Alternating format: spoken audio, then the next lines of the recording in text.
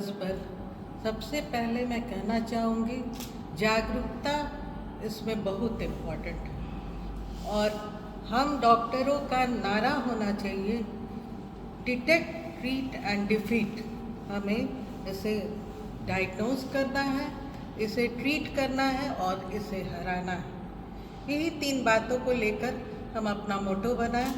Cancer से मौत हर 13 minute पर, ब्रेस्ट कैंसर में हर 13 मिनट पर एक मौत हो रही है या 1 मिलियन वुमेन का डेथ एवरी ईयर हो रहा है annually bye breast cancer.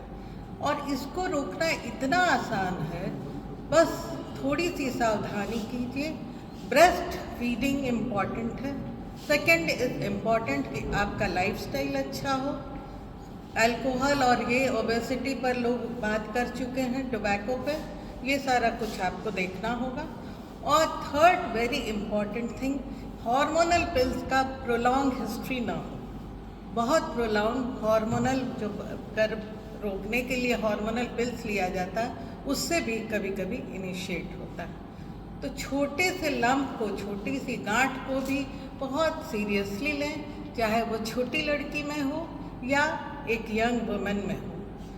Rate तो बहुत ब्रेस्ट कैंसर का टॉप मोस्ट है, अभी सारे कैंसरों को सक्सीड कर रहा है। जहाँ तक सर्वाइकल कैंसर का बात है, वो नेक्स्ट कैंसर है और इस पर मैंने कोल्हान में रिसर्च पेपर भी दिए हैं और कोल्हान में पाया कि जो औरतें टोबैको च्यूइंग करती हैं उनमें इंसिडेंस बहुत ज़्यादा था सर्वाइकल कैंसर का। तो ये हिस्ट्री मैंने लिया था और पाया था। तो ये 2 तरह के कैंसर की बात हो गई। ओवेरियन कैंसर थोड़े कम होते हैं, लेकिन और मैलिग्नेंसी भी उनमें रेट हम इन सबों की अपेक्षा कम होता है। सबों में 4 स्टेजेस होते हैं, first, second, third, fourth stages. First second stage में यदि हम डिटेक्ट कर लेते हैं तो हम बचाने में सक्षम होते हैं। थर्ड फोर्थ स्टेज पहुंचने पर हम बचाने में सक्षम इस तरह से होते हैं कि हम उसे 5 साल का लॉन्गेविटी ऑफ लाइफ दे सकते हैं। और थर्ड फोर्थ स्टेज में केस वर्सन हो जाता है। अगर हम फर्स्ट सेकंड स्टेज में बचा भी लेते हैं तो उन लेडीज़ में उनको प्रॉपर मेडिटेशन, प्रॉपर सपोर्ट चाहिए और उनमें ऑस्टियोपोरोसिस यानी बोन टूटने का, फ्रैक्चर होने का बहुत चांसेस होता है। तो बस छोटी सी बात, आप सर्वाइकल कैंसर में ध्यान दें। अगर 2 मासिक के बीच में ब्लीडिंग होता हो तो नंबर 1, अगर सेक्सुअल कांटेक्ट होने पर ब्लीडिंग होता हो तो नंबर 3, वाइट डिस्चार्ज बहुत प्रोलॉन्ग हो, श्वेत डिस्चार्ज, और कभी कभी उसमें बदबू आना शुरू हो जाए और ब्लड आने लगे, तब हम उसके बारे में सोचते हैं कि बच्चेदानी का मुंह का कैंसर हो सकता है। और इसका डायग्नोसिस एक साधारण से टेस्ट पैप स्मीयर द्वारा होता है। 40 इयर्स के बाद एवरी वुमेन को, हर औरतों को कम से कम साल में 2 बार पैप स्मीयर करा लेना चाहिए, जो कि बहुत सस्ता टेस्ट है।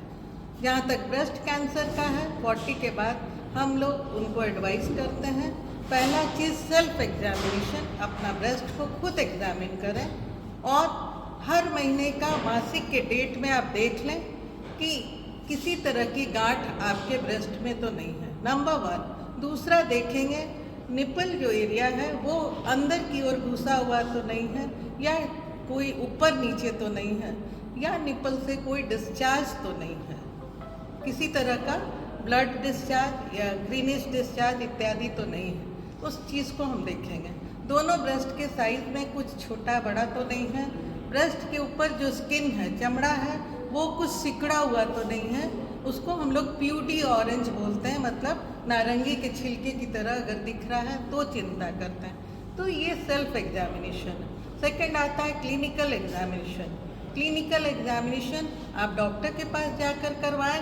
आपको इन सब में से गांठ या कोई तरह का छोटा बड़ा दिखता हो तो ये सेल्फ एग्जामिनेशन सभी गर्ल्स को कम से कम 20 बरस से लेके स्टार्ट कर देना चाहिए, यंग गर्ल्स को, और जितना लंबा कर सकें हर महीने में अपने या तो बर्थडे के दिन या मासिक होने के बाद करें। ये एक रूटीन बना लें, हर महीने में आईने की तरह सामने खड़े होकर वो अपने हाथों से हाथ के क्या इसको बोलते हैं, तलहत्ती से अपना जांच खुद करें। सेल्फ एग्जामिनेशन बहुतों को बचा लेता है। और सेकंड है क्लिनिकल, जब आपको कुछ भी मिलता है आप चले जाइए डॉक्टर के पास और डॉक्टर क्लिनिकली जांच करके आपको बताएगा। और थर्ड वो जाएगा इन्वेस्टिगेशन में, या तो वो बायोप्सी करे, ट्रू कट बायोप्सी करे या मैमोग्राफी करे, वो डॉक्टर पे डिपेंड करता है, वो प्रोलॉन्ग है। इलाज फर्स्ट सेकंड स्टेज में आसान है, ब्रेस्ट को हटा दिया जाए या उसको प्रॉपर है सो उसको सेव करते हुए ब्रेस्ट को बचाते हुए लंप हटा दिया जाए, जैसा डॉक्टर पाएंगे। और रेडियोथेरापी और कीमोथेरापी होता है।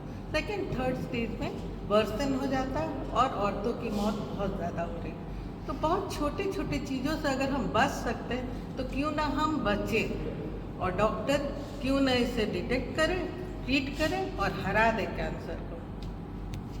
ठीक है।